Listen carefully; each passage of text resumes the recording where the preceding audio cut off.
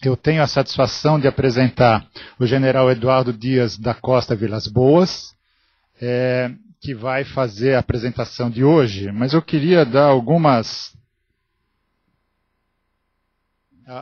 referências um pouco mais precisas sobre o general, que é a forma, acho que da gente e o pessoal de casa também, se puder fazer perguntas pela internet, se as perguntas chegarem aqui a tempo, né, porque às vezes a internet, o caminho demora, né? O general é natural de Cruz Alta, Rio Grande do Sul, né? Ele foi chefe da assessoria parlamentar do Exército, chefe do Estado-Maior do Comando Militar da Amazônia, comandante da Escola de Aperfeiçoamento de Oficiais, 7º subchefe do Estado-Maior do Exército e chefe da Assessoria Especial de Gestão e Projetos do Estado-Maior do Exército, né? Ele exerceu a função de adjunto do ADIDO junto à Embaixada do Brasil na China e atualmente é vice-chefe do Estado-Maior do Exército. Então, sem mais delongas, muito obrigado pela presença, a casa é sua, dispõe, acho que essa conversa entre a academia, os profissionais que militam ao redor do tema desenvolvimento tecnológico, inovação e as Forças Armadas, no caso aqui o Exército, é da maior importância. Todos nós sabemos que vários países avançados, para não dizer todos os países avançados, têm um desenvolvimento tecnológico muitas vezes puxado pelas Forças Armadas, que aí tem também, os desenvolvimentos têm um uso tanto militar, obviamente, quanto civil. Os casos são imensos, acho que não precisamos mais nos estender nisso. E o pessoal de casa, se quiser fazer perguntas, está no site que vocês devem estar acessando, mas aqui atrás tem os endereços tanto para e-mail quanto do Twitter. As perguntas chegando, elas são encaminhadas diretamente para a nossa discussão. Muito obrigado, general. Muito obrigado, professor. Mil desculpas pelo atraso, embora tenha sido involuntário.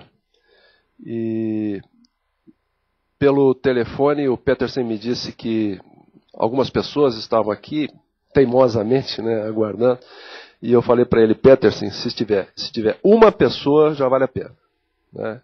Então a presença de vocês aqui eu considero uma homenagem e sou extremamente agradecido. E mais uma vez peço desculpa. Gostaria de salientar a presença do empresário, o senhor Omar Afrange, empresário na área de aciaria, siderurgia e metalurgia, né? Em Resende. É um grande amigo e está me prestigiando aqui com a sua presença. Além de pessoas com quem temos interagido, do lado do SEGERD, né, da Fiesp, da ESG, companheiros de farda. E o Peterson, cadê o Peterson? O Peterson já assistiu tanto a minha palestra, pensei que você tinha fugido, Peterson. O Peterson é uma figura fantástica, tem feito um trabalho buscando a interação, atuando na área de planejamento estratégico, de segurança, defesa, e buscando a interação do ambiente acadêmico conosco, com as instituições militares, e até eu ressalvo, destaco a coragem que o Peterson tem tido. Nós estávamos lembrando agora, a primeira vez que eu vim à USP foi em 2006, né, Peterson? Quando estava havendo um movimento enorme com ocupação do campus aqui, de áreas do campus e tal. E eu falei, bem, quando eu saí, estava tudo bem. Eu falei, Peters, um general entrou na USP num dia disso, não levou nenhuma ovada, né? Quer dizer, nós estamos evoluindo bem. E desde a queda do Muro de Berlim, 1991 por aí, começou o que convencionaram chamar de pós-modernismo militar. E a principal característica desse período é a visão sistêmica da defesa. Cada vez mais a defesa deixa de ser prerrogativa dos militares. E a tendência é porque, como a estrutura militar ela é muito cara, o militar fardado, a destinação dele nos países mais desenvolvidos, países do primeiro mundo, a destinação do militar fardado é ir para a guerra. Todas as outras funções da defesa estão sendo ocupadas por civis.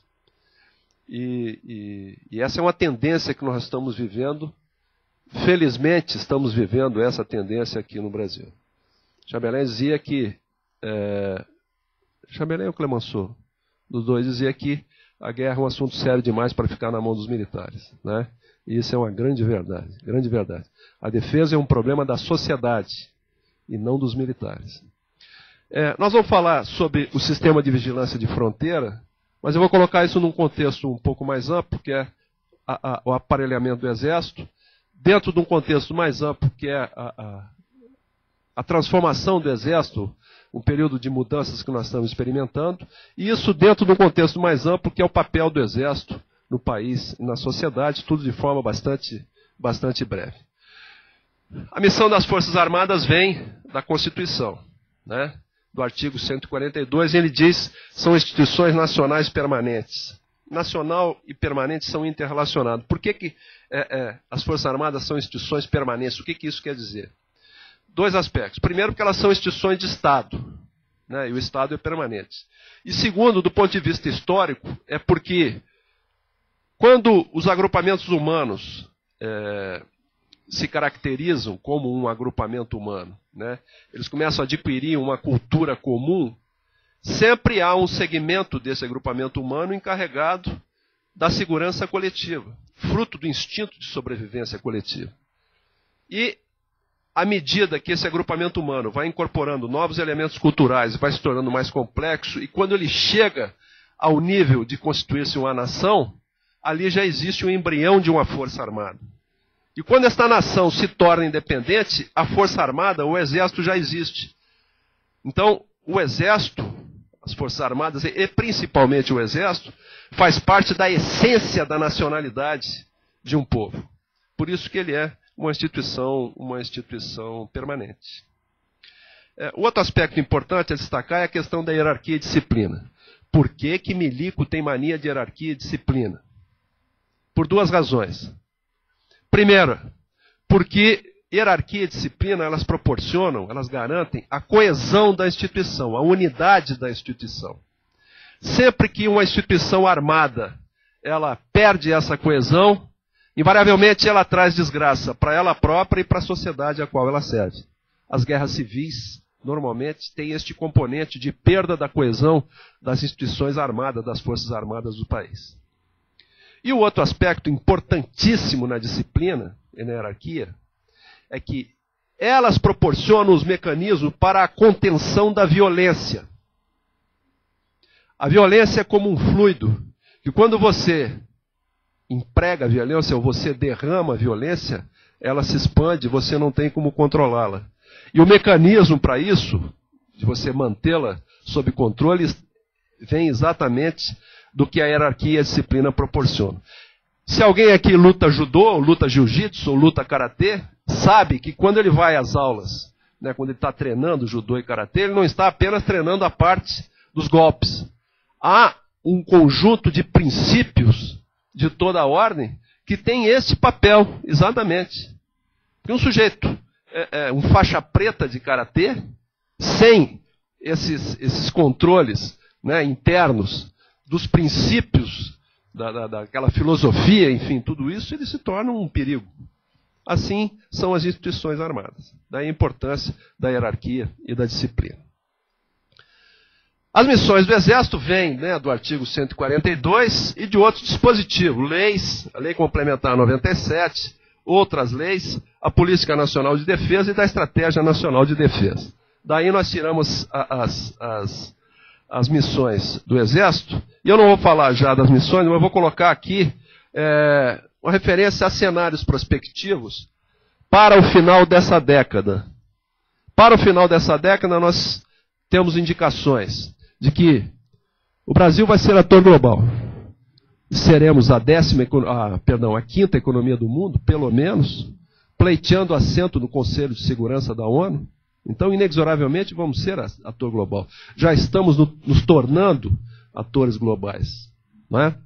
Segundo é a questão da integração sul-americana, que ela é inexorável, ela avança e, ao mesmo tempo em que ela avança, o nosso país se descola, né, desse contexto sul-americano e cada vez ele vai cumprir o papel mais importante na integração sul-americana. Daí a importância do próprio Brasil se preocupar com essa integração sul-americana, porque para que o Brasil decole, ele não vai conseguir levar preso na decolagem todos os problemas referentes, né, próprios dos países que são vizinhos. E a gente se desenvolvendo, nós vamos gerar assimetrias, desigualdades grandes, e vamos estar atraindo sempre para dentro do nosso território os problemas dos países vizinhos. O Brasil vai acabar se tornando um país de imigrantes, né, a exemplo dos Estados Unidos e alguns países da Europa. E basta andarmos aqui pelo centro de São Paulo e vermos já indícios disso, né? Pessoas de outros países que estão aqui tentando uma vida melhor. Isso traz coisas boas e traz coisas ruins, né? Ainda mais num país que tem as fronteiras como nós temos. E aqui, violência nos grandes centros urbanos, ela avança. Internacionalmente, a disputa por recursos naturais. Viram que agora todos os recursos naturais, as commodities, os preços estão excelentes. Isso está sendo altamente positivo para nós, né? Os cereais, por exemplo, a parte de alimentação, os minérios, enfim, o próprio petróleo. E o agravamento das questões ambientais, que nitidamente está ocorrendo. E esse é um problema sério que a nossa sociedade, a sociedade brasileira, tem que definir como vai tratar. Há que se buscar um equilíbrio disso, né? Porque temos que garantir a sustentabilidade e o não esgotamento dos nossos recursos naturais, e ao mesmo tempo também não podemos sacrificar o bem-estar e o desenvolvimento e a vida das nossas populações. E esse é um tema que é muito manipulado. Isso transformou em ideologia. E o problema das ideologias é que elas perdem o foco da realidade. Dizem que a diferença do comunismo soviético para o comunismo chinês é o pragmatismo chinês. Na União Soviética, quando a realidade não estava de acordo com a ideologia, mudavam a realidade. Na China, o chinês muda a ideologia. Alguma coisa tem errado, né? E nós corremos o risco de aqui a ideologia prevalecer sobre a realidade no que diz respeito a essas questões aqui. O Brasil tem 3 tarefas históricas, 3 tarefas geopolíticas ou geohistóricas para empreender ainda. Nós somos um país curioso, que em pleno século XXI, nós temos ainda metade do nosso território para ser integrado e ser ocupado. Quase metade do território brasileiro não está totalmente integrado, não está ocupado. Não há presença do Estado brasileiro numa parte enorme da Amazônia, por exemplo, e lá do Centro-Oeste. E nós temos que cumprir esta tarefa ainda, porque se pretendemos consolidar o entorno, nosso entorno sul-americano, e se pretendemos nos lançar como um ator global, nós não podemos ter vulnerabilidades relativas ao nosso território. Há um exemplo histórico para nós entendermos essa dinâmica que esse exemplo vem dos Estados Unidos, que a partir das 13 colônias, nos séculos 16, 17, fizeram a marcha para o oeste, ou seja, fizeram a expansão interna e consolidaram o seu território, por meio de guerras, né, e por meio de aquisições e etc. Depois, eles consolidaram o seu entorno estratégico. E aí fizeram guerra com a Inglaterra, fizeram guerra com a Espanha, fizeram guerra com o México, aquelas guerras na América Central, as Banana War, como eles chamam, enfim, eles consolidaram esse entorno estratégico e garantiram a segurança absoluta do seu território, a sua integridade e a inviolabilidade das suas fronteiras. Isso ocorreu nos séculos 17, 18, até início do século 19. Depois de consolidado isso, aí eles se lançaram, enfim, no outro plano, se transformaram no ator global. Nós temos essas 3 tarefas históricas para executar, teremos que executá-las simultaneamente e sem fazer guerra, como eles fizeram, né? Então vejam a complexidade do que o Brasil tem que fazer ainda na sua evolução. Por isso nós temos concluir a expansão interna, e nessa expansão interna as Forças Armadas sempre se atribuíram um papel importante por meio do que a gente chama de estratégia da presença, uma herança que nós recebemos dos portugueses colonizadores, que somos a única presença do Estado numa quantidade muito grande, numa área muito extensa do nosso país e da Amazônia. E a nossa capilaridade, ela garante a soberania, garante a integridade, e a presença das unidades, elas automaticamente trazem um mínimo de infraestrutura, de comunicações, de transporte, de energia, de saúde, de educação, que oferece condições para que a população se assente e inicie o desenvolvimento de uma atividade econômica que aos poucos vai se tornando mais complexa e vai se tornando autossustentável. Temos que desenvolver a cooperação regional e sempre, os militares falam sempre na questão da dissuasão, depois eu vou explicar. Só que não tem sentido a gente falar de dissuasão para países como Bolívia, Paraguai, Uruguai, enfim, praticamente todos os países sul-americanos. A nossa assimetria em relação aos Estados Unidos é de 1 para 10. Em relação a países como Bolívia, Paraguai, é de 100 para 1. Em relação à Argentina, é de 6 para 1. Quer dizer, nós não temos que estar preocupados com esse país, né, do ponto de vista militar, enfim. Nós temos que manter um equilíbrio estratégico, sim, né? O Brasil tem que ter um peso específico, mas nós temos que buscar a cooperação com esses países, inclusive no campo militar. E até no campo militar, à medida que nós incrementamos essa cooperação, nós estamos cooperando para a estabilidade interna desses países. A maioria das forças armadas dos países sul-americanos carece de estabilidade institucional, de institucionalização. E, fruto dos processos históricos, algumas dessas forças armadas hoje vivem situações extremamente difíceis, como, por exemplo, na Argentina, né, no Uruguai. E o contato conosco, né, o trabalhar junto, o relacionamento, eles mostrarem no seu ambiente interno dos países um bom relacionamento conosco, sempre proporciona a eles melhores condições. E o outro aspecto é a projeção extracontinental. Um país que quer ser ator global, ele tem que ter condições de fazer o que se chama projeção de poder. Se eu quero interferir, por exemplo, no Oriente Médio mesmo, no Irã, né? Questões do Irã, ou questões da Líbia, etc. É como um sujeito que chega de fora, no ambiente onde tem uma briga, ele resolve ir lá apartar, vamos perguntar, vem cá, o que você está fazendo aqui? Você é da onde? O que você pode interferir aqui? O que você pode fazer para isso? Então, se eu quero ter alguma capacidade de influência, de interferência, eu tenho que ter poder econômico, poder científico, tecnológico, tenho que ter poder militar, né, tenho que ter uma cultura que exerça uma certa influência. Então, esse é o poder nacional, capacidade de projeção de poder. E como parte dessa projeção de poder, eu tenho que ter condições de fazer projeção de força. Aí sim vem o componente militar. E a projeção de força não é só para a guerra. Projeção de força é para situações de calamidade, é para situações, interferência em conflitos internos, situação de força de paz.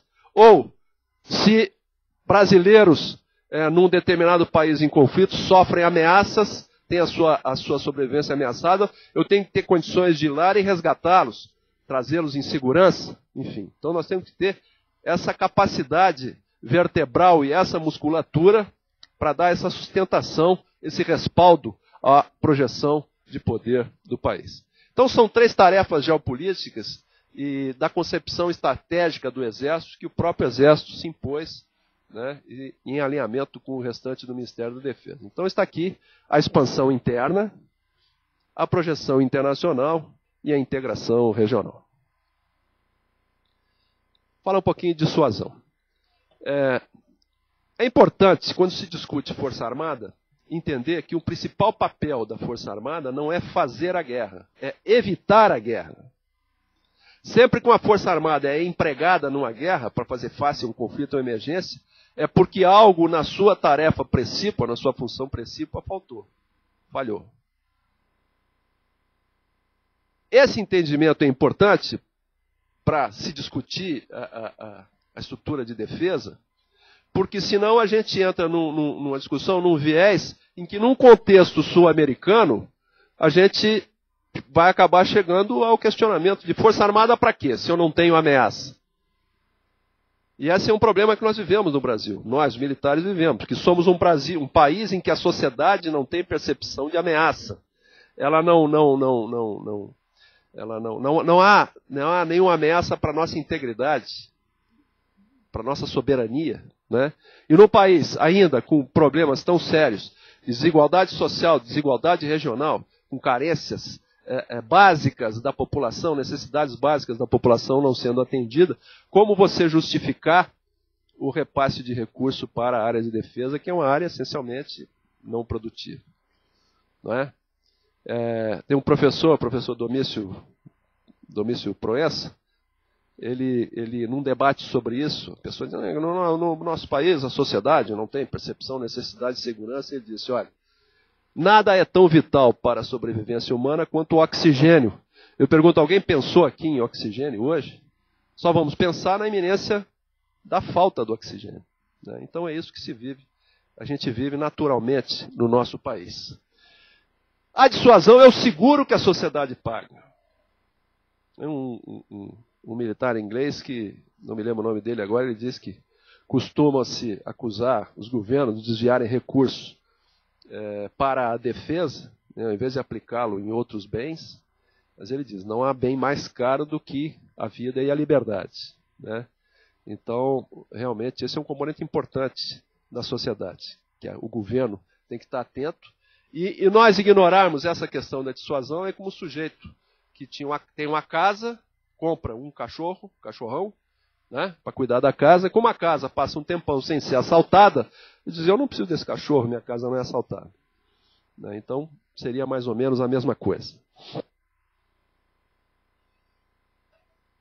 Na questão do pensamento de defesa nacional, houve um marco importantíssimo. Em junho de 2008, quando o presidente Lula assinou a Estratégia Nacional de Defesa. Ele atribuiu essa tarefa ao ministro Jobim, no sentido de que deveria colocar a defesa na agenda nacional, na pauta das discussões nacionais, porque ela absolutamente não estava. Né, não estava. E assim foi feito. O ministro Jobim costuma dizer que ele faz parte de uma geração política, geração pós-64, para quem assuntos de defesa sempre foi doicode, repressão, esse tipo de coisa.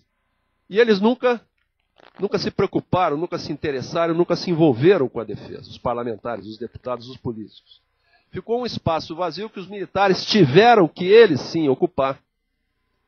E a consequência disso foram as baixas séries orçamentárias.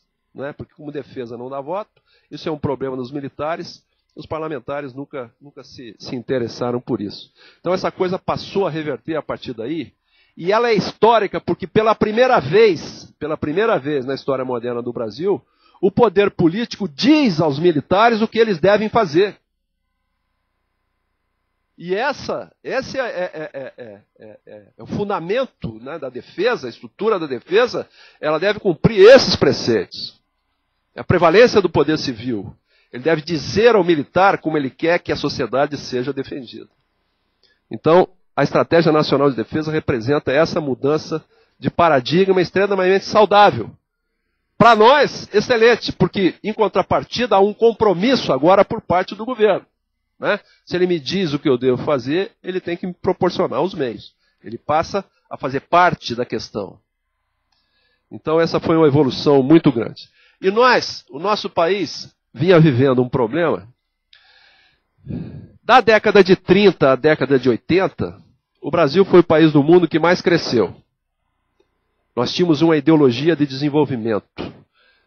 Os mais velhos, Omar, lembra, o Brasil era o país do futuro. Não era? Tinha uma coesão interna. Um sentido de projeto o nosso país tinha. Naquelas décadas difíceis, né? Década de 70, 80, enfim, o Brasil acabou perdendo esta ideologia de desenvolvimento e ficamos à deriva, sem projeto. E aí vieram as décadas perdidas. década de 80 e a década de 90. Perdemos a ideologia de desenvolvimento, perdemos o sentido de projeto nacional. Houve tempo que se fazia as coisas nesse país. Ponte Rio-Niterói, BR-101, Itaipu. Antes até, eu falei 3 obras de governos militares, eu não estou querendo levar para esse lado. Aterro do Flamengo, por exemplo. Alguém vai ao Rio de Janeiro, passeia no Aterro do Flamengo? Petrobras, muito obrigado. Enfim. ITA, enfim. Qual é a outra? EGEPROM? Estaleiros? Enfim. Se fazia as coisas no Brasil. Depois, nós perdemos essa coesão, esse sentido de projeto, perdemos a ideologia de desenvolvimento e ficamos à deriva. Em parte, um dos componentes que nos levou a isso, além das questões ideológicas, ou até consequência da questão ideológica, foi que nós abandonamos a estratégia de desenvolvimento nacional. Por quê? Porque era o pensamento que dava sustentação à estratégia de defesa nacional, né? Política de defesa nacional, estratégia de defesa nacional. Ela dava sustentação, era a base das políticas dos governos militares. Na reação aos governos militares, isso foi jogado fora, como diz, jogaram fora a água da bacia com o bebê dentro. Isso foi abandonado. Né? E numa concepção esquemática, em que o poder nacional ele é uno, né? Mas ele envolve o político, o científico, tecnológico, o militar, psicossocial, econômico, e o que protege todos eles é a segurança nacional, nós incorporamos um neoliberalismo estratégico em que abandonamos a condição de segurança e adotamos a concepção de defesa nacional. A coisa de defesa ficou restrita só aos militares, à estrutura de defesa. Com isso, os outros setores da sociedade ficaram desprotegidos. E o que é a doutrina de segurança nacional? A doutrina de segurança nacional é uma metodologia de planejamento. Nunca foi um pensamento, uma doutrina, enfim, uma doutrina policialesca, como muitos davam a entender, e estigmatizando a Escola Superior de Guerra. Eu vi um debate uma vez chamando a Escola Superior de Guerra, a senhora conhece, Escola de Torturadores. Quer dizer, é desconhecer absolutamente o que se faz lá. Aquilo é um método de planejamento em que se procura estabelecer objetivos, verificar quais são as dificuldades, os óbices, os obstáculos para se atingir os objetivos, e aí, concretamente, se superar esses objetivos. E ao ignorarmos a estratégia de defesa nacional, nós ficamos à mercê dos apagões. Essa foi a consequência prática. Tivemos o apagão elétrico, apagão aéreo, vivemos um permanente apagão da saúde, permanente apagão da educação, permanente apagão das nossas estradas, temos apagão de mão de obra qualificada, é um gargalo para o crescimento do Brasil hoje, né? Não temos mão de obra qualificada. E vejam que os países que consolidaram um projeto de desenvolvimento com bastante consistência recentemente foram países que não abandonaram essa concepção de segurança nacional, ou seja, planejar, né? China, Coreia, Índia, são esses países que estão mantendo esse ritmo de crescimento. E é um país com potencialidades, tanto de recurso humano quanto de recursos naturais, e de sorte, não é? Que veja que nesse contexto que nós estamos vivendo, a gente descobre o pré-sal, né? Veja que coisa incrível. Enfim, não justifica a gente não ter um ritmo sustentável de crescimento muito maior. Então essa é uma questão importante e que justiça seja feita o governo Lula, ele veio trabalhando para modificar isso. Ele colocou questões nacionais de forma a prevalecerem sobre, às vezes, questões ideológicas. Um momento em que isso ficou bem caracterizado foi aquela saída da ministra da ministra do Meio Ambiente, a Marina Silva, né? Quer dizer, o governo Lula perdeu a paciência, porque não iam conseguir fazer nada no país. Nada no país. Estavam imobilizando o país. Veja que o Rodoanel aqui, quanto tempo ele está imobilizado, um trecho do Rodoanel, por uma questão relativamente pequena que poderia ser resolvida facilmente se não fosse a questão ideológica.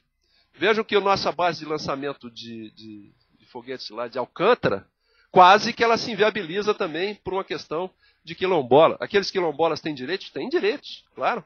Mas, enfim, tudo é negociável. Tudo é negociável. Né? Pode-se contemplar os interesses de todos os lados, mas como a coisa é conduzida ideologicamente, acaba inviabilizando o outro lado.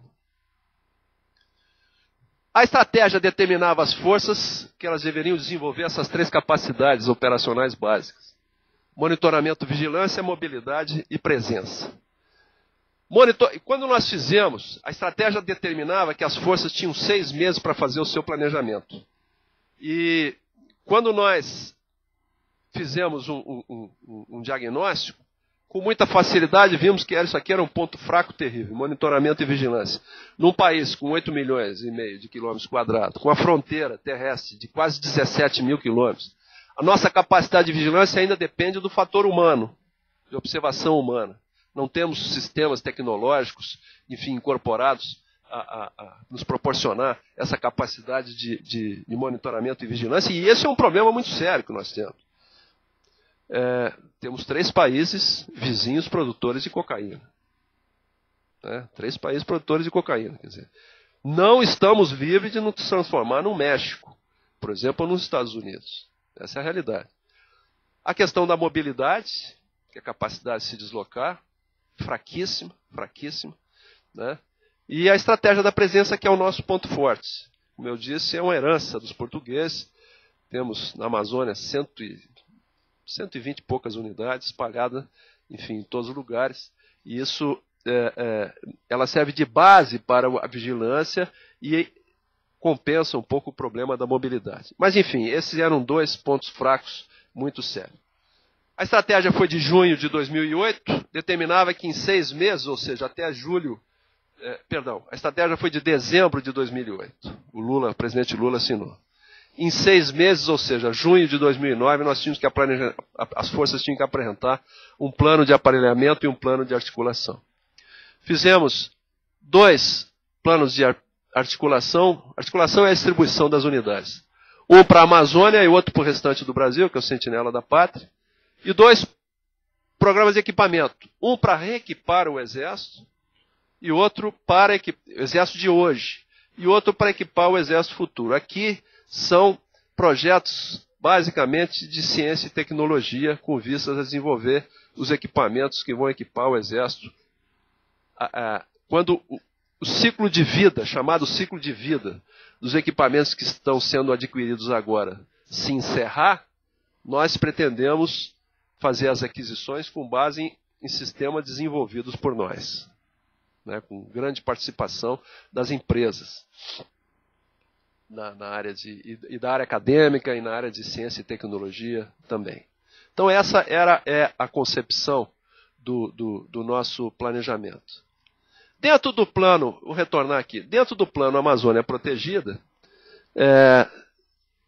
a concepção principal foi o sistema de vigilância de fronteira, exatamente para atender aquele ponto fraco da nossa a capacidade de vigilância e de monitoramento extremamente deficiente. Então desenvolvemos o sistema de vigilância da Amazônia. Qual é a concepção do sistema de vigilância da Amazônia? Uma rede de pelotões, um adensamento da rede de pelotões de fronteira que nós temos. Hoje nós temos 21, e estamos planejando instalar mais 28 pelotões. Para que esses pelotões, na verdade, operem como uma célula de vigilância, um pelotão tecnológico, interligado ao sistema de comando e controle, que no futuro deverá contar com satélites, e hoje já está sendo estruturado um grande programa de satélite para o Brasil, com participação de empresas civis e participação do Ministério da Defesa, do Ministério da Ciência e Tecnologia, porque um país como o nosso, com a extensão do nosso, não pode prescindir de satélites para suas comunicações, tanto comunicações civis quanto comunicações militares, para proporcionar às Forças Armadas uma capacidade de coordenação, de comando e de controle essencial. Aqui em verde nós temos as brigadas que já existem.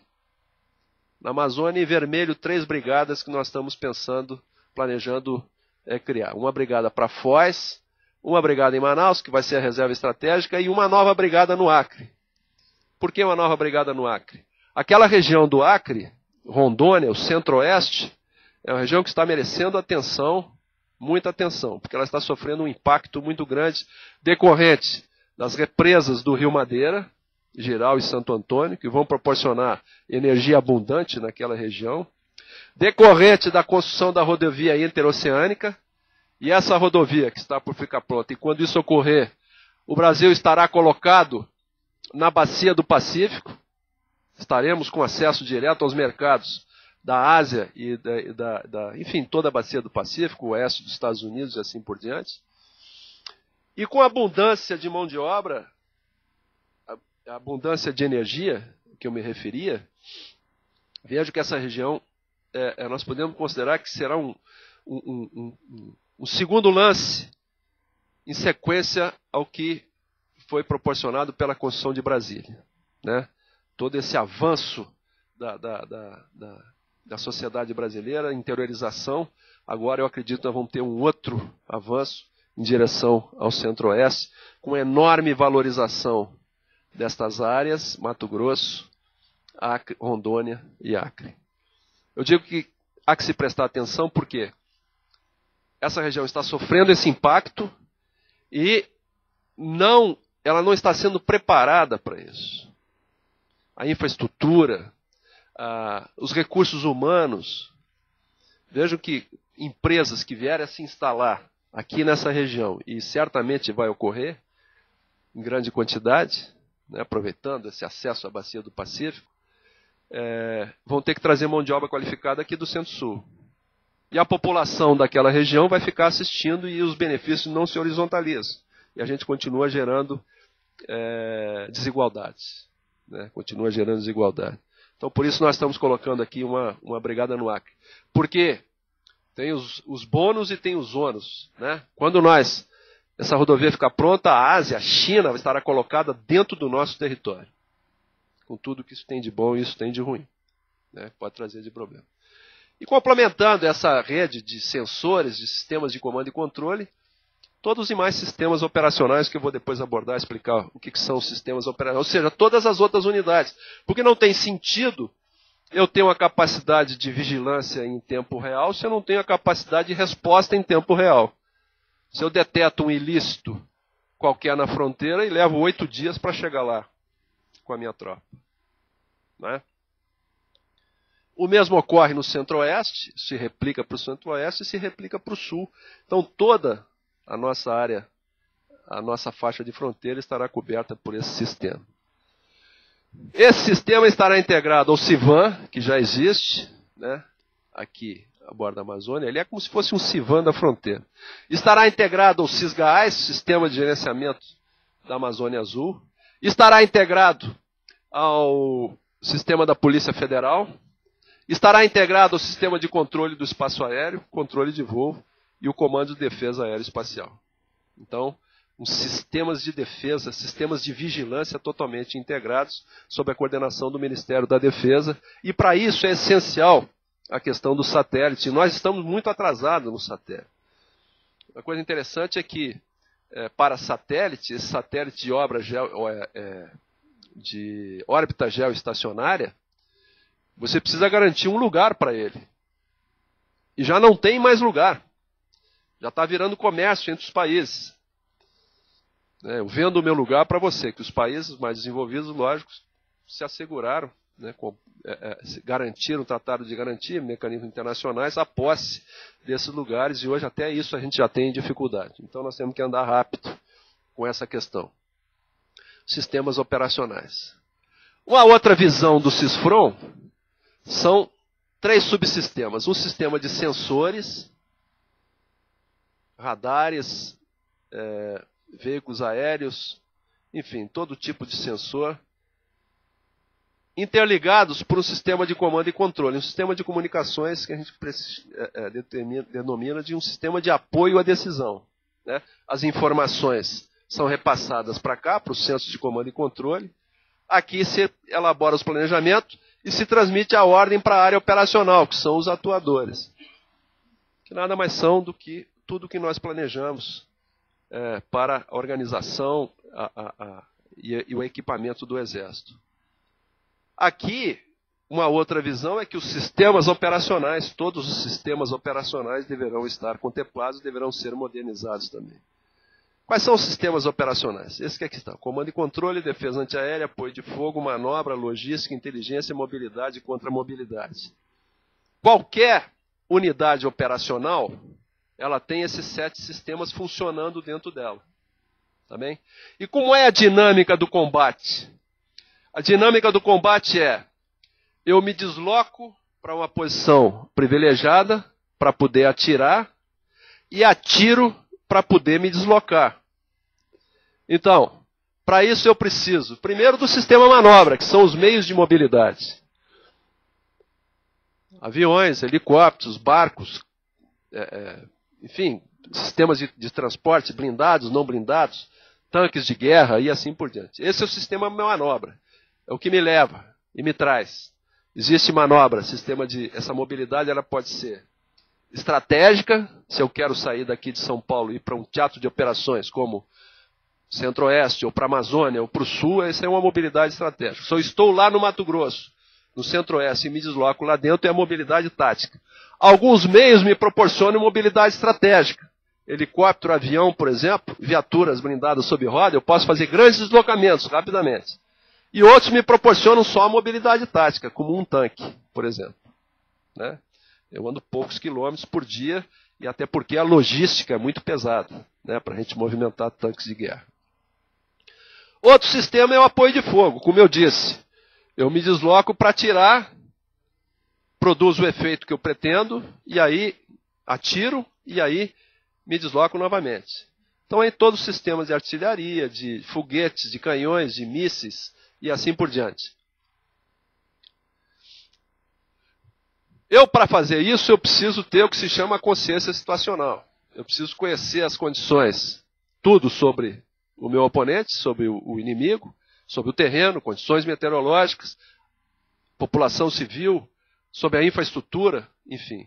Isso tudo eu obtenho por meio de um sistema de inteligência. Esse sistema de inteligência tem que estar ligado por um sistema de comunicações que nós chamamos de sistema de comando e controle. É o que interliga todos os comandos, vamos dizer assim. Essa gente toda precisa comer, né? Precisa se vestir, precisa de munição, precisa de combustível, precisa de saúde, atendimento de saúde, né? Socorro, enfim. Isso é o que nós chamamos de o sistema de logística. As guerras modernas têm sido ganhas aqui, pela logística. Guerra do Golfo, Guerra do Iraque. Quem ganhou foi a logística. Tá? Operações logísticas extremamente complexas. A defesa antiaérea, para eu ter liberdade de ação, para me movimentar, eu preciso ter uma proteção aérea. Essa proteção aérea é proporcionada em 2 níveis. Pela nossa força aérea e também pelos meus meios. Né? São mísseis, radares, esse aqui é um míssil portátil, canhões antiaéreos também. Complementando isso, o sistema de mobilidade, contramobilidade e proteção, que são proporcionados pela engenharia militar. Se eu vou me deslocar, provavelmente o inimigo vai derrubar as pontes, vai fazer cratera nas estradas, vai lançar campos de minas, né, e eu preciso restaurar isso para poder me movimentar. Então, isso é mobilidade. Contramobilidade é o que eu faço em relação ao inimigo.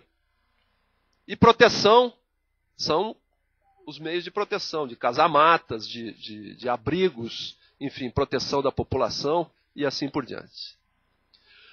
Então, esses são os sistemas operacionais que o nosso exército está vivendo um momento muito difícil, porque nós estamos com uma defasagem tecnológica de 40 anos. De 40 anos. Os nossos equipamentos, as concepções dos nossos equipamentos são de 40 anos. Eu costumo dizer o seguinte: eu estou ministrando essa palestra aqui com equipamento e programas que não tem mais do que 5 anos. Mas o nosso soldado está usando um fuzil de 40 anos.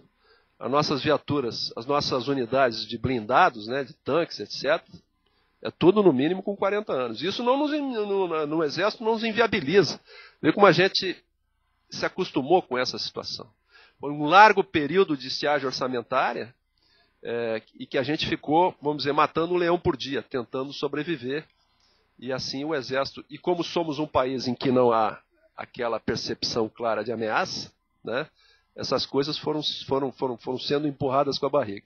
E eu digo que nós somos prisioneiros, essas coisas são consequência das nossas qualidades. Um senso acendrado que nós temos de responsabilidade perante a sociedade, de cumprir as obrigações, e a gente não diz não. A gente não diz não, com isso a gente vai se esgarçando. Para vocês terem uma ideia, quando houve aquela enchente lá no Nordeste, em Maceió, em Alagoas, o batalhão de infantaria de Alagoas tinha 2 caminhões só. Para vocês terem uma ideia. Um batalhão com 800 integrantes. Todo o Nordeste tinha 40 caminhões só. Então é uma situação extremamente séria que a gente está vivendo em relação a isso. O cronograma de implantação, o ano A, vamos dizer assim, foi esse ano de 2010, em que foi feita a concepção do projeto e foi licitada o plano básico do projeto. Ganhou uma empresa nacional, a TEC, que é a mesma que planejou o CIVAM, né, e está também planejando o CISGAAS. Neste ano eles vão nos entregar o projeto piloto, depois nós vamos iniciar a implantação pela Amazônia, Centro-Oeste e depois o Comando Militar do Sul. O CISFRON tem capacidade de trazer enormes benefícios para o país, né, e para as Forças Armadas. No campo político, por exemplo, fortalece a imagem do Brasil perante a comunidade internacional, vai ser um instrumento de integração regional, porque ele é double face, né? Então, ele será disponibilizado para os países vizinhos, para nós fazermos trabalhos conjuntos nas faixas de fronteira. Uma ferramenta de cooperação militar com as Forças Armadas dos países vizinhos, uma forma de nós nos aproximarmos deles, e justiça seja feita, temos excepcional relacionamento com todas as Forças Armadas sul-americanas, principalmente na Amazônia. Eu servi lá há muito tempo e a gente tem reuniões anuais envolvendo os comandos ali que servem imediatamente junto à fronteira, né? Um ano aqui e o outro ano lá. Então a gente tem uma interação permanente. Às vezes, unidades em locais muito remotos, há uma ajuda mútua ali, muito grande. Aquela coisa de vizinho que me dá uma xícara de açúcar, me empresta uma xícara de açúcar, faltou gás. Então a gente vive isso também na fronteira e a cooperação é excelente. Aumenta a presença do Estado. Aquela estratégia da presença que eu me referi, ela precisa ser qualificada, né? Ela concretamente tem que trazer mais benefícios para a população. Isso o CISFRON vai nos proporcionar. É uma resposta à pressão internacional sobre a Amazônia, depois eu vou explicar por quê. E vai exigir atuação integrada de órgãos do governo, né? Na Amazônia, para tratar dos assuntos da Amazônia, o Exército é uma ferramenta só, né? O Exército não substitui FUNAI, não substitui IBAMA, não substitui INCRA, não substitui Polícia Federal. Nós damos suporte para esses órgãos atuarem. No que diz respeito à Amazônia mesmo, aumenta a nossa capacidade da preservação ambiental, de proteção à biodiversidade, combate aos ilícitos ambientais, quantidade de contrabando de espécies vivas é enorme, dificílimo da gente detectar, né? E a nossa capacidade de proteção às populações indígenas também. Uma influência grande na segurança pública, porque aquela lei complementar 97, ela deu ao Exército responsabilidades, deu o poder de polícia, inclusive, de combater os crimes transnacionais na faixa de fronteira. E nós não tínhamos ferramentas para fazer isso com eficiência. E temos sido cobrados. Narcotráfico, as armas estão entrando pela fronteira. E o Exército não está fazendo nada. Então, ele vai nos proporcionar maior eficiência para a atuação, tanto quando o Exército atua, como também para a gente proporcionar, oferecer suporte à Polícia Federal e às polícias estaduais também. Todo tipo de ilícito transfronteiriço, combate ao crime organizado. Isso vai ter influência na segurança dos grandes centros urbanos, né? controle à imigração ilegal. Aqui até a expressão não é combate, seria controle, né? E com reflexo, inclusive, na segurança dos grandes eventos esportivos que estão por vir aí. Copa do Mundo, Olimpíada, enfim, isso tudo que a gente já começa a ficar preocupado, né? Porque esses eventos têm um potencial muito grande de mudar a percepção do mundo com relação ao Brasil, né? Mudar o nosso status, e já está começando a ficar desconfortável, né? Porque a gente não vê as coisas acontecerem. E hoje, por exemplo, quase um colapso nos aeroportos todos. Isso que o tempo estava bom hoje, né? A população, de uma maneira geral, com a melhora da estratégia da presença e atuação dos órgãos de governo, a melhoria da qualidade de vida, amplia a presença do Estado junto a essas populações, aumenta a percepção de segurança, que é fundamental. A percepção de segurança, ela é tão importante quanto a segurança, não é? Porque é a questão do medo. Vejam que esse evento na escola de Realengo, em termos estatísticos, ele é insignificante. No Brasil morrem 50 mil pessoas por ano vítimas da violência. Lá morreram 12 ou 13. Mas o impacto está exatamente na percepção de segurança, na insegurança. Qualquer mãe que tenha filho em colégio, tenho certeza que está preocupada, né? Então essa questão da percepção da segurança é importante. E empregar recursos de tecnologia da informação, comunicações, em atividades como telesaúde, ensino à distância, etc. Só como curiosidade, o Colégio Militar de Manaus desenvolveu um programa de ensino à distância, de 2º grau, para atender os filhos dos militares que estão na fronteira. Isso agora, por meio de um convênio com o Ministério da Educação, foi estendido a toda a população da faixa de fronteira. E são cerca de 150 mil pessoas que estão sendo atendidas por esse programa. Então vejam que, e o gargalo que nós temos é de estrutura, né? É ordem técnica. Então vem aumentar, melhorar as condições para isso. Do ponto de vista da economia, geração de emprego na indústria nacional de defesa, ele é um projeto que tem um enorme componente tecnológico, essencialmente tecnológico esse projeto, e assim como o Civan, ele mudou o patamar tecnológico da Força Aérea, nós imaginamos que ele vai mudar o patamar tecnológico do Exército. Geração de empregos e proporcionar exportação de serviços também. Para o Exército, também vai se beneficiar, né?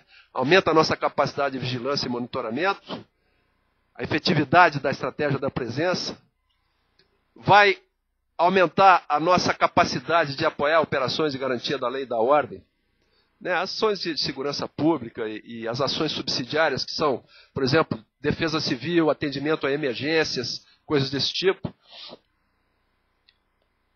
Vai proporcionar um salto tecnológico ao Exército e é um reforço da imagem do Exército perante a sociedade. Esse é algo que tem nos preocupado muito. Aqui abrindo o jogo, né?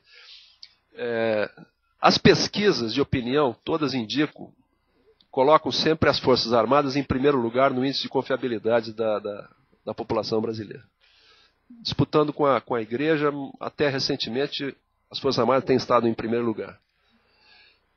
Mas, há um século atrás, as Forças Armadas, o Exército principalmente no Brasil, era referência em planejamento estratégico, administração, gerência, engenharia, ciência e tecnologia, até coisas mais simples como música. As bandas militares são responsáveis pela interiorização da música no Brasil. Atividade física, treinamento físico, surgiu no Exército. A primeira escola foi a Escola de Educação Física do Exército. Foi um embrião de toda essa capacitação física. Enfim, hoje o Exército já deixou de ser referência. As Forças Armadas do mundo deixaram de ser referência. Porque com a revolução tecnológica, e como as Forças Armadas são instituições fechadas, com uma cultura muito forte, muito adensada, elas não tiveram capacidade de acompanhar essa evolução. E as Forças Armadas começaram a ter problemas dentro da sua sociedade e no cumprimento das suas missões. Daí surgiu a ideia de iniciar um projeto de transformação que eu vou abordar em seguida. Aqui, além do CISFRON, nós temos 5 grandes projetos em andamento. O Sistema de Vigilância de Fronteira, o Projeto Guarani, Guarani é o nome de um blindado novo, que vem substituir o Urutu. É um blindado sobre rodas que está sendo desenvolvido em parceria do Exército com a empresa Iveco, Fiat Iveco, ali em Belo Horizonte. Vai ser uma linha de blindados. Estamos começando por um blindado bem simples, de 6 rodas, passar depois para um de 8 rodas, e depois, se for o caso, ainda blindado sobre lagartas.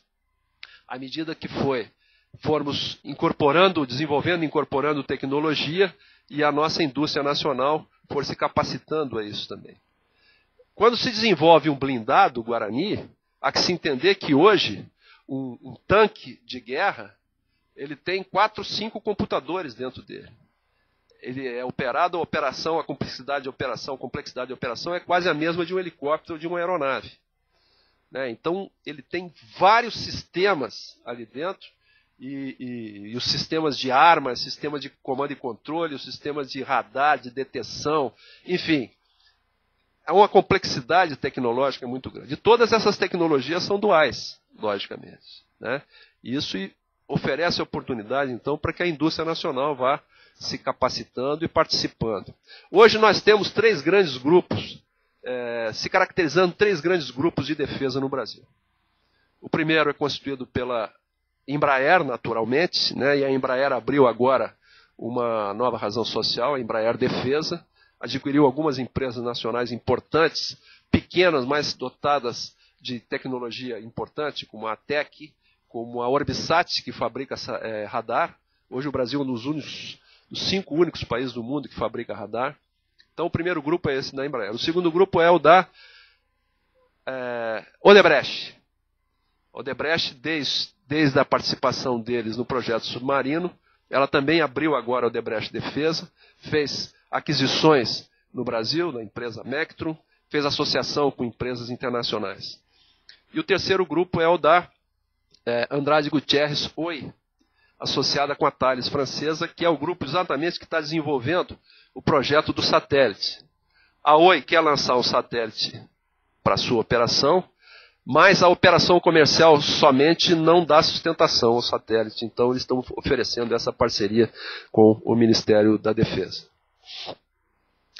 O sistema de comando e controle, porque o CISFRON a gente pode considerar como um grande sistema de comando e controle estratégico, mas naqueles sistemas operacionais, as unidades do Exército precisam ter sistemas de comando e controle, de rádios e etc. Um sistema de defesa antiaérea, porque a defesa antiaérea é muito importante para a dissuasão, muito importante, e o que nós chamamos também de necessidades emergenciais.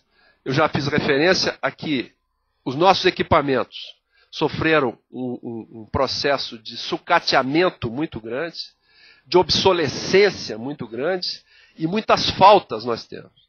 Então, nós estamos trabalhando no sentido de recuperar isso. Isso tem um efeito muito sério, esse estado que eu me referi. Por quê? Porque desprofissionaliza o militar.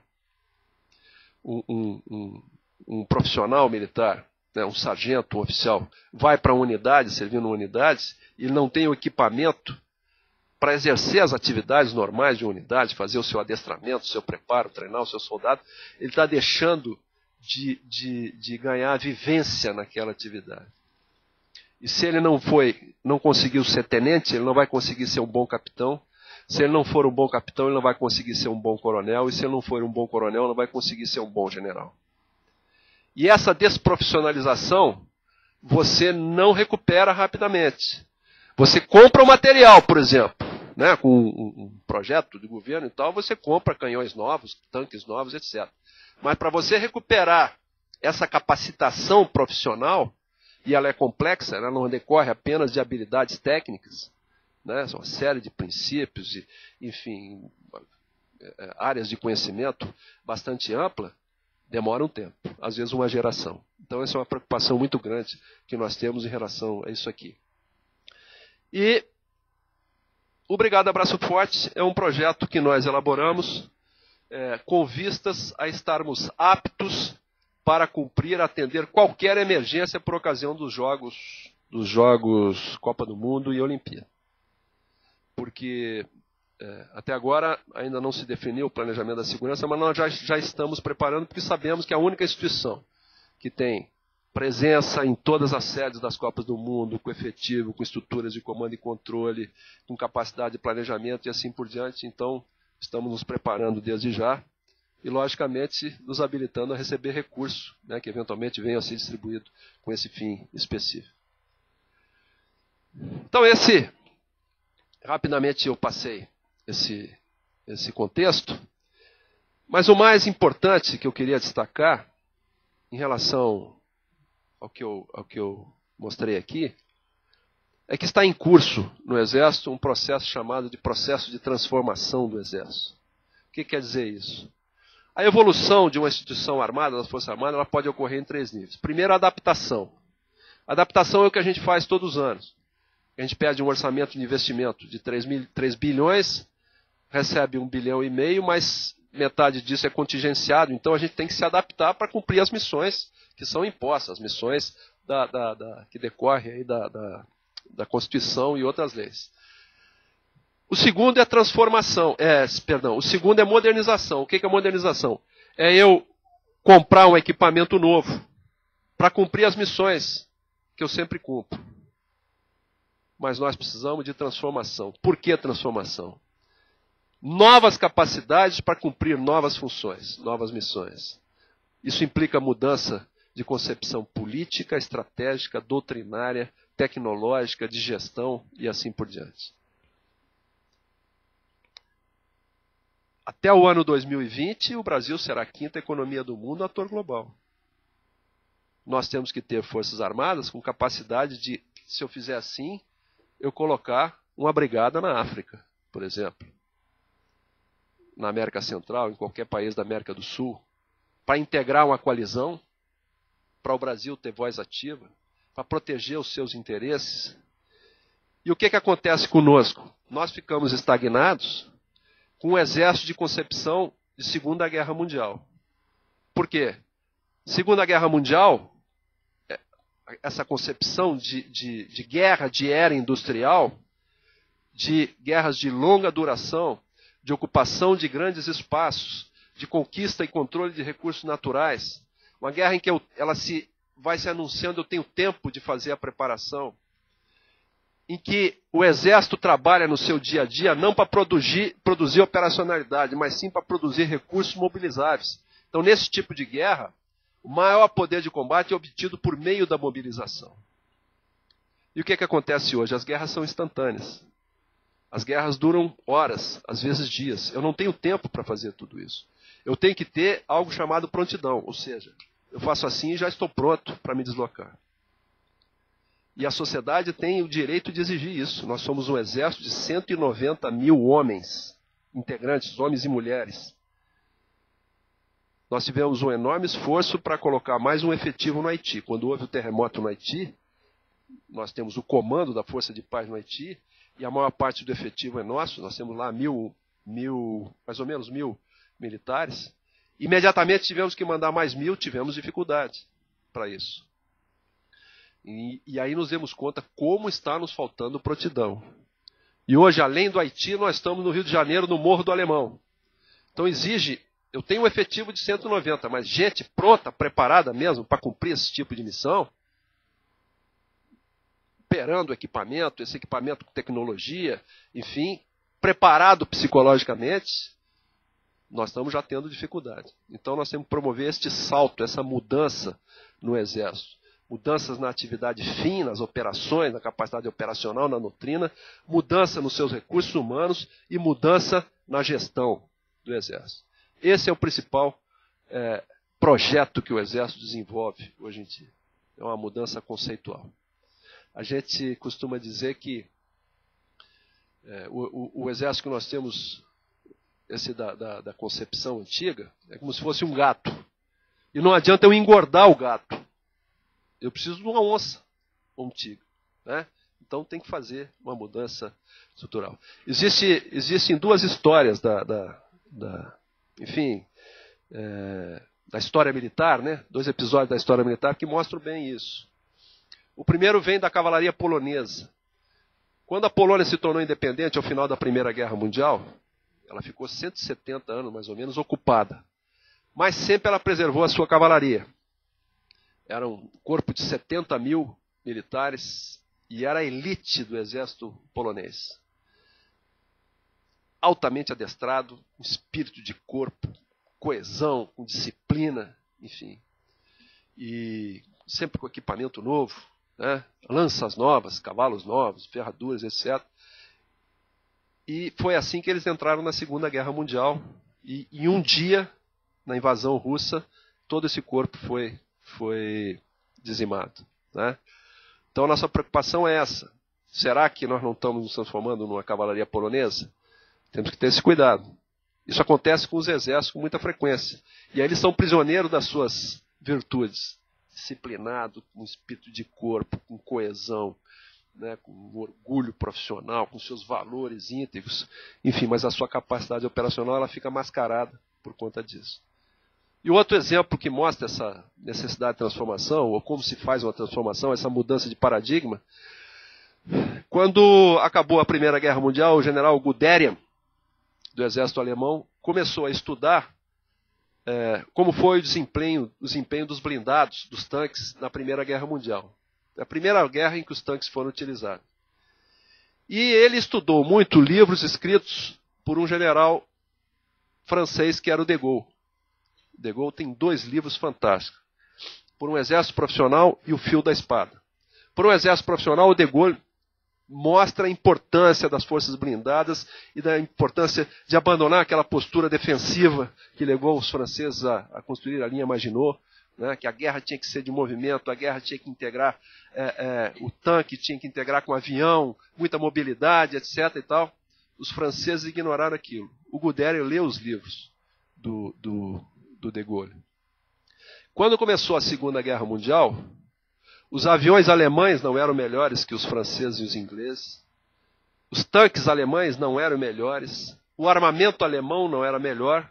No entanto, ele mostrou que a essência da transformação não é o equipamento novo. É uma nova maneira de você usar as ferramentas que você já tem. Então isso mostra a essência da transformação e a essência desse processo que nós estamos transformando no Exército. E um outro problema que nós vivemos é o seguinte. Há 35 anos que o orçamento é muito menor do que a nossa necessidade. E isto não vai mudar. Então nós temos que dimensionar o Exército a essa limitação. Ou seja, nós temos que trocar quantidade por qualidade. Agora não pensem que isso é fácil, porque é a mudança de paradigma que se fala, né? Mudança de paradigma. São hábitos, concepções muito antigas, enfim. É como você dizer para um general polonês que ele não tinha mais que usar o cavalo, ele ia ter que usar um tanque. Para ele é um desespero. Aí você sabe por que os tanques antigos, os primeiros tanques, eram tão grandes? Porque sempre os cavaleiros queriam colocar o cavalo dentro do tanque. Isso é uma brincadeira. Tá bem? Mas, enfim, era isso que eu queria transmitir. E mais uma vez agradecendo a todos pela paciência, né, na hora do almoço, por terem me ouvido. E estamos às ordens para as perguntas. Muito obrigado.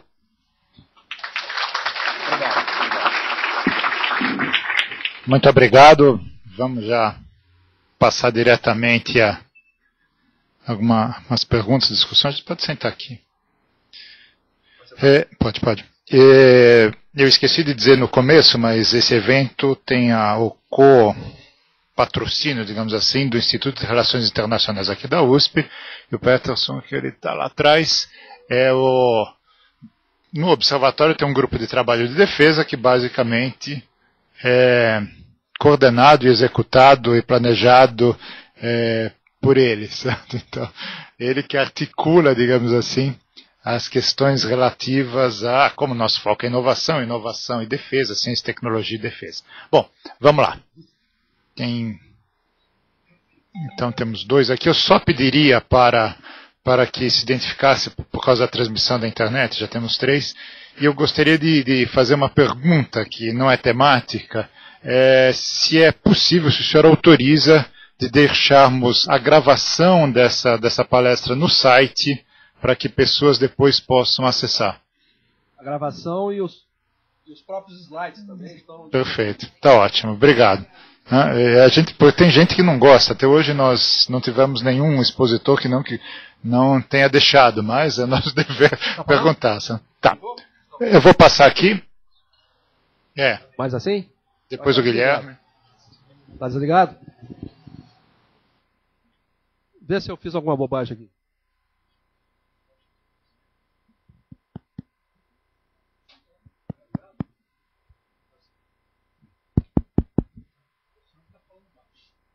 Tá bem.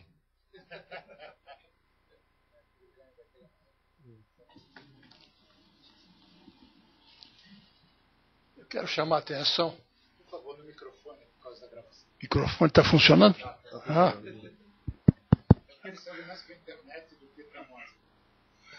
Mas eu quero chamar a atenção de alguns detalhes. Em primeiro lugar, parabéns pela magnífica e professoral apresentação que Sua Excelência, o General Vilas Boas, nos brindou. Meus parabéns. Em segundo lugar, eu quero chamar a atenção para um detalhe que não foi mencionado aqui. É o seguinte: no currículo do general consta uma atividade a qual, durante o tempo do presidente Fernando Henrique, ele desenvolveu uma assessoria, um gerenciamento, não sei, na distribuição de cestas básicas no Nordeste. Coisa que duvido que algum brasileiro daqui do Sul tenha noção da coisa. Com a invasão da cesta básica, da Bolsa Família, com a invasão da Bolsa Família, a coisa tomou um outro vulto, uma outra imagem. Finalmente, eu quero também, aliás, não finalmente, mas eu quero chamar a atenção o seguinte: para um indivíduo com o preparo do general Vilas Boas, a gente pode fazer uma analogia. 2 estrelas, que é o primeiro passo de general, na minha cabeça corresponde a 2 PhD. 3 estrelas são 3 PhD formados. E 4 estrelas da mesma forma, 4 PhD. Um outro detalhe também que vale a pena mencionar é o seguinte: na época que o Brasil entrou na Segunda Grande Guerra, através da FEB, a mobilização foi uma coisa completamente desorganizada. Soldados que foram para a Itália com doença venérea, problema de dor de dente, falta de fardamento, falta de proteção contra o frio e assim por diante. Então a mobilização para fazer o que nós aspiramos, principalmente os militares, a mobilização é uma coisa que depende muito de toda essa explicação que foi dada. É uma vergonha, desculpe a expressão, a gente ouvir alguém dizer que nós estamos 40 anos atrasados em relação ao que deveria ser. Eu tenho um amigo dentro do Exército que foi comandante de uma central de manutenção em Curitiba. Ele tinha R$1.000 por mês por unidade para manutenção dos seus tanques. A maior parte do nosso equipamento é equipamento já usado. E, infelizmente, a política levou a essa situação mostrada aqui. E se houver uma mobilização hoje, como houve lá no Rio de Janeiro, Morro do Alemão, em termos nacionais, o Brasil afunda. Eu fiquei abismado em saber que a Marinha tinha capacidade de dar o suporte que foi dado. Agora eu faço um comentário. E por que parou aí? Ok? Falta de capacidade, falta de não sei o quê. De maneira que, desculpe pela extensão do meu comentário, mais uma vez, parabéns, general, e continue contando com os seus admiradores. Obrigado, Omar. Essa questão do PhD... General, desculpe, só vamos pegar um conjunto, porque nós temos pouquíssimo tempo, daqui a pouco nós vamos ser desalojados aqui da sala, que vai ter aula aqui. Tem algumas que vieram pela internet, mas tem o Guilherme, tem o Rafael e tem o seu nome que eu não... Tá, vou levar o microfone. Tanto faz. Enquanto chega ali, eu leio duas que chegaram pela internet, porque a gente aqui não tem muita percepção, mas tem mais ou menos uns 200 ouvintes, ou internet espectadores, não sei qual o neologismo para isso. Então, uma pergunta de Laura Parente, em relação à informação do general de que os novos sistemas terão de desenvolvimento próprio, 3 questões. 1. Onde e por quem foram desenvolvidos os sistemas atuais? Então, 2. Por que essa decisão de desenvolvimento próprio agora? 3. Quem são os atores envolvidos na concepção e desenvolvimento desses novos sistemas? Aí eu passo para o Guilherme, daqui a pouco eu leio a segunda. Guilherme, faça favor. Bom dia, general. Meu nome é Guilherme, sou estudante da pós-graduação aqui do departamento da Poli, faço parte do Laboratório de Gestão de Inovação que o professor Salerno coordena. Bem, como o professor apresentou, historicamente as Forças Armadas têm sido utilizadas para contribuindo para o fortalecimento das indústrias dos países, tanto do tecido industrial como da capacitação tecnológica dessas indústrias. Isso seja através do poder de compra das Forças Armadas, que é o poder de compra do governo, ou seja através do próprio desenvolvimento de tecnologias diretamente. Aqui no Brasil não foi diferente, acho que o caso mais emblemático é a Embraer, mas o Exército teve casos. No passado teve a Engesa, outras empresas que no passado tiveram bastante importância na indústria, que acabaram acabando. Mas com a ENA, né, com a Estratégia Nacional de Defesa, parece que isso foi retomado à cartilha do governo como uma política de defesa, como o senhor apresentou. Mas isso surge alguns problemas que eu venho acompanhando, alguns debates sobre política tecnológica para o setor de defesa, que seria o balanceamento entre suprir as demandas imediatas das forças com as suas características e imputar a essas demandas problemas de política industrial, desenvolvimento industrial, que não seriam necessariamente das forças, mas que acaba sendo acarretada e acaba dificultando o diálogo entre as Forças Armadas e o setor industrial. Acredito que também o caso mais emblemático é da compra dos caças da Força Aérea, que parece que a Força Aérea optou por um modelo, o governo, por conta da política industrial, optou por um outro que não cabe no orçamento da Força pela operação, mas outros exemplos que eu acompanho em fóruns, por exemplo, de discussões militares, dos helicópteros comprados da Embraer, que parece que parte dos militares preferiam comprar os helicópteros americanos, Black Hawk, que são muito mais eficientes e mais baratos de operação e manutenção. Existe, então, esse debate, né, entre as forças militares e o governo em termos de definir estratégias para políticas industriais e tecnológicas usando o poder de compra das Forças Armadas. Então, queria saber do senhor se existe um critério de seleção nesses grandes programas que o senhor apresentou, de seleção de setores industriais onde há competências industriais já estabelecidas que o Exército pode ajudar a fomentar, ou se não há essa discussão e é uma questão que vem do governo e o Exército não tem participação na escolha dos seus parceiros no que compra do exterior ou no que desenvolve internamente junto com empresas nacionais. Eu vou passar para o Rafael. Desculpa, o Rafael passou aqui. Então, o nosso colega aqui de verde, enquanto o microfone chega lá, eu leio a outra pergunta que veio para a internet, que eu acho que, bom, na minha opinião, o senhor já respondeu, mas em todo caso, é um internetico que não está identificado, mas que a consideração é a seguinte: cerca de 70% dos gastos das Forças Armadas é com pessoal. O Exército não planeja repensar seu projeto de força para investir mais em qualidade do que em quantidade? Que foi um pouco o final da sua exposição, certo? Por favor, se identifique. Bom dia, general. Eu sou Augusto Malaman, sou aluno do primeiro ano de graduação de Relações Internacionais aqui na USP. Eu tenho 3 perguntas mais leigas e objetivas para o senhor. Eu não consegui entender exatamente no ponto em que o senhor falou sobre o desenvolvimento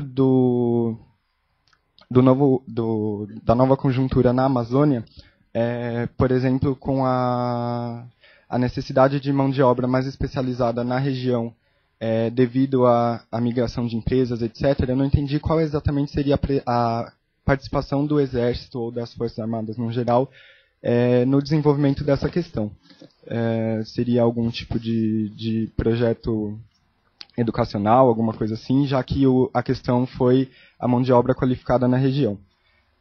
Uma outra pergunta que eu gostaria de fazer já que a sua exposição foi bastante detalhada quanto às estratégias específicas das Forças Armadas nesse plano novo, eu queria que o senhor desse alguma maior especificidade quanto ao trato com o problema da imigração ilegal. Porque foi apenas citado ali como um dos pontos relacionados ao projeto, mas eu tenho um interesse maior nesse ponto, gostaria que o senhor elucidasse um pouco maior aí.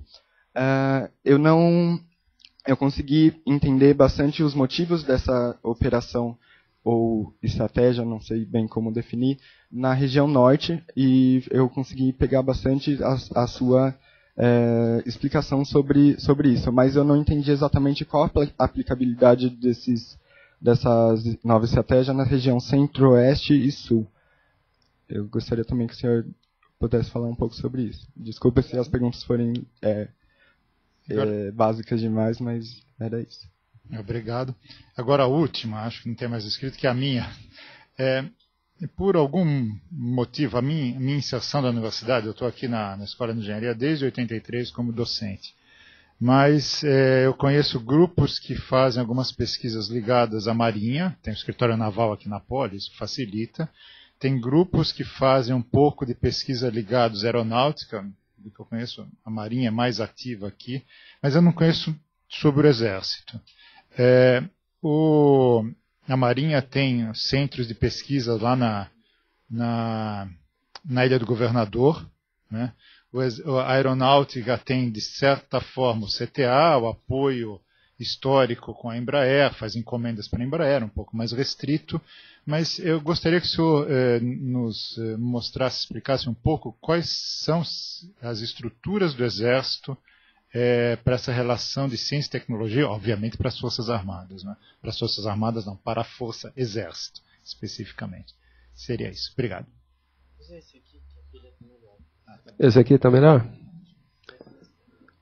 Bom, eu vou responder não necessariamente na ordem, tá?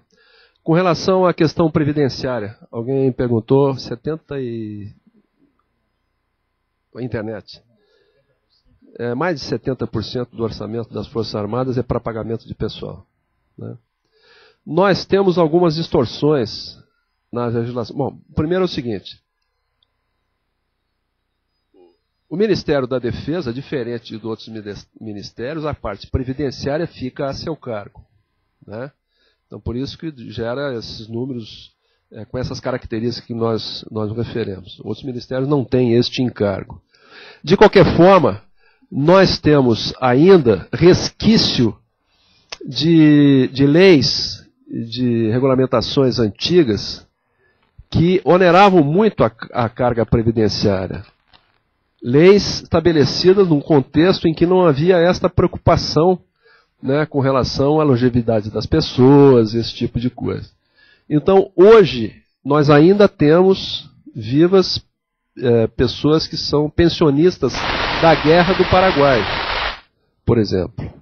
Então, uma série de coisas que estão sendo abolidas e que paulatinamente vão modificando isso. De qualquer forma, há um problema estrutural nas forças. Há um problema estrutural. A quantidade de pessoal militar, profissional, está muito grande para o contexto da força, né? Toda a estrutura da força. Nós temos que diminuir, estamos trabalhando nisso aí, para diminuir este pessoal e compensando com a presença de civis, presença de estagiários, presença de empresas com terceirização e atribuindo a outros setores da sociedade responsabilidades que até então eram nossas. Esse é o principal trabalho que nós temos que fazer. Conforme eu disse, a tendência moderna é militar fardado é para ir para a guerra. O resto tudo é feito por esses outros setores, conforme eu me referi. Então, esse é um problema sério que nós temos realmente, estamos começando a atacá-lo efetivamente, que vai demorar um tempo ainda para a gente reverter isso. Bom, do ponto de vista de equipamento da força, há um aspecto muito importante que está se modificando agora por meio de novas leis que estão tramitando no Congresso, com vistas a proporcionar dos recursos orçamentários para investimento, ou seja, para os programas, alguma regularidade, previsibilidade e continuidade. Este é o mais importante. Quando eu compro um equipamento, vamos imaginar que eu compre um helicóptero, ou que eu compro um tanque, ou que eu compro um canhão sofisticado, eu compro um ciclo de vida. Eu sei que aquilo vai durar 20 anos, ou seja, é um projeto de 20 anos. Então eu tenho que ter uma continuidade nisso. Os empresários entendem isso, quer dizer, eles precisam de uma demanda estruturada. Esse é o problema que nós sofremos. Um ano eu recebo um montante expressivo de recursos, aí no outro ano, por uma questão qualquer, né, isso não se repete e os projetos se inviabilizam. Então, com isso, se eu não consigo estruturar essa demanda, as empresas nacionais não conseguem se estruturar também, tanto do ponto de vista como capacidade produtiva, como também no desenvolvimento de pesquisas, e isso vai envolver também toda a área de acadêmica, a área de ciência e tecnologia, há sempre uma descontinuidade. E como eu não tenho essa capacidade de fazer aquisição dentro do país, eu acabo tendo que comprar fora, para compensar certas carências. Então foi uma pergunta que alguém fez, né? Eu acho que foi pela internet. Se compra aqui, por que está comprando fora, por que os projetos são agora? É porque agora houve uma mudança de estado de coisas, as coisas estão se alinhando, né? Está se buscando, tem havido uma interação muito grande com as empresas, e mais, está nos faltando ainda algo que é muito importante, que é a discussão política dos projetos militares. Nos Estados Unidos, por exemplo, um projeto de aquisição de um determinado tanque novo, ele é intensamente discutido no Congresso Nacional. Intensamente. Tem um parlamentar que era o relator daquela atividade e acompanha toda ela. Nós não chegamos a esse ponto aqui no Brasil. Isso para garantir para que toda a sociedade participe disso, todos os setores da sociedade participem disso. Isso implica, às vezes, até em desenvolvimento regional, né? Um parlamentar de um determinado estado se interessa muito porque a fábrica, né, que vai produzir aquele sistema fica no estado dele. Então são concepções que a gente está caminhando para elas, mas ainda estamos um pouco longe. Então por isso essa dificuldade nós temos essa coisa programada e estruturada. A questão da regularidade orçamentária, a questão da participação das empresas e a questão da participação da discussão política em relação a isso. Com relação à pergunta do Acre, eu queria destacar o seguinte, na parte de desenvolvimento, de mão de obra, o Exército, as Forças Armadas não tem responsabilidade nenhuma nisso aí. A nossa preocupação é a mudança dos problemas, o surgimento de novos problemas relativos à segurança. Segurança externa, segurança da fronteira e segurança interna, contrabando, narcotráfico, migração e etc. E com relação à migração, também não temos nenhuma responsabilidade com relação a isso. Isso não é atribuição das Forças Armadas. Provavelmente teremos que cooperar com isso, contribuir com a nossa infraestrutura. Uma vez o CISFRON instalado, nós teremos uma capacidade maior de vigilância, de acompanhamento, e estaremos contribuindo com isso, mas não é uma contribuição, uma participação, uma responsabilidade específica das Forças Armadas. Com relação à contribuição do CISFRON para o Centro-Oeste e o Sul, ela é tão grande quanto para a Amazônia. Por exemplo, nós temos 3 países produtores de cocaína, né, que são a Colômbia, o Peru e a Bolívia. O narcotráfico, a entrada de cocaína no Brasil, ela é muito maior nas áreas onde a fronteira é mais humanizada. Então, quanto mais humanizado, mais densa for do ponto de vista de atividades econômicas, sociais, etc., determinado tipo de problemas se intensificam. Aqui no Sul eu não tenho problemas relativos a biopirataria, por exemplo, narcotráfico, biodiversidade e etc. Mas eu tenho outros tipos de problemas. E vimos agora uma reportagem grande da Veja com relação às células terroristas, né, aqui nessa região. Então, problemas de natureza diferente, mas igualmente importantes, que exigem, né, nós aumentarmos a nossa capacidade de vigilância. Ok? Com relação às estruturas do Exército que participam de atividades de pesquisa e etc. Você colocou um dedo na moleira do Exército com essa pergunta, porque reflete, e até é um testemunho importante para nós, uma percepção de quem está por fora. O primeiro problema é porque, para quem está em São Paulo, porque o centro de gravidade da nossa atividade, nosso sistema de ciência e tecnologia, fica no Rio de Janeiro, né? O Instituto Militar de Engenharia, o Centro Tecnológico do Exército, o Campo de Provas da Marambaia, enfim, vários órgãos importantes na área de ciência e tecnologia ficam no Rio de Janeiro, enfim, naturalmente afastados e pouco conhecidos. Mas o Exército precisa aumentar a sua interface com ambientes civis. E esse tem sido uma das razões, né, da gente ter ficado defasado em algumas áreas.